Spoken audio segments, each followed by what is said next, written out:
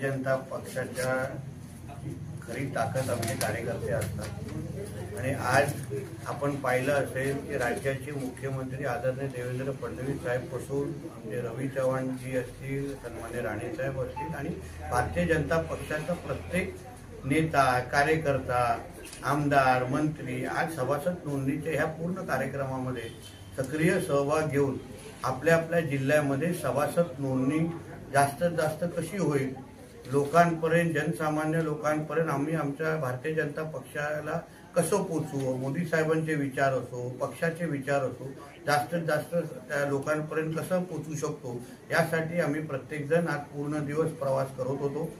मला निश्चित पद्धतीने समाधान वाटतं की भारतीय जनता पक्षाला वर सामान्य जनतेचा फार मोठा विश्वास आहे, जो मतदानारूपी आम्हाला दिसलाच आहे।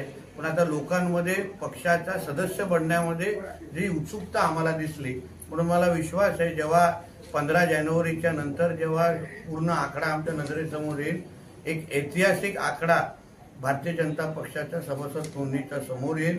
देशाच्या जनतेने आज भारतीय जनता पक्षाला स्वीकारलेला आहे। मोदी साहेबांसारखा एक सक्षम नेतृत्व, आमचे जे.पी. नड्डा साहेब जे आमचे राष्ट्रीय अध्यक्ष आहे, आमचे बावनकुळे साहेब जे आमचे प्रदेश अध्यक्ष आहे, या सगळ्या आमच्या विचाराला जनतेने स्वीकारलेला आहे। भारतीय जनता पक्षाच्या विचाराला स्वीकारलेला, हिंदुत्वाच्या विचाराला स्वीकारले असल्यामुळे त्याचं प्रतिबिंब सभासद नोंदणीमध्ये आपल्याला सगळ्यांना निश्चित पद्धतीने दिसेल। लोक उत्साहित आहेत, लोकांनाही भारतीय जनता पक्षाच्या प्रवाहामध्ये यायचं आहे, सभासद बनायचं आहे। लोक समजून घेत आहेत, एक दुसऱ्याला सांगतायत की बाबा चला अशा पद्धतीने ऑनलाईन करा, ऑफलाईनची ही प्रक्रिया आहे।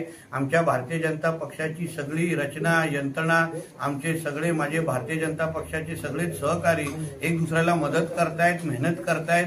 आणि म्हणून मला विश्वास आहे येणाऱ्या कालावधीमध्ये सिंधुदुर्ग जिल्हा हा आमचा भारतीय जनता पक्षाचा बालेकिल्ला आहे, हे म्हणून शिक्कामोर्तब होऊन जाईल।